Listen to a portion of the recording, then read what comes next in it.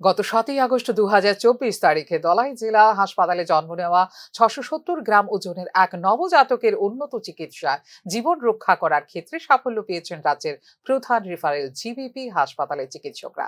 বর্তমানে সম্পূর্ণ সুস্থ দেখে শিশুটির ওজন 1.490 কিলোগ্রাম। বৃহস্পতিবার সাংবাদিক সম্মেলনে এই বিষয়টি তুলে ধরেন জিবিপি হাসপাতালের বিশেষজ্ঞ চিকিৎসক ডক্টর সঞ্জীব কুমার দেববর্মা, ডক্টর জয়ন্ত রায়, প্রফেসর অনুপ সাহা। এদিকে এই মাইল ফলক অতিক্রমের জন্য সংশ্লিষ্ট হাসপাতাল কর্তৃপক্ষ এবং মেডিকেল টিমকে সাধুবাদ জানিয়েছেন মুখ্যমন্ত্রী ডাক্তার মানিক সাহা। এই সাফল্য রাজ্যের শিশু চিকিৎসায় এক অনন্য নজির হয়ে থাকবে বলেও জানিয়েছেন তিনি। সবচেয়ে কম ওজনের শিশু যে বাড়িতে তুলতে পেরেছে ওরা ছিল 238 গ্রাম। তো ওনারা রেখেছিলেন প্রায় 1 বছরেরও বেশি।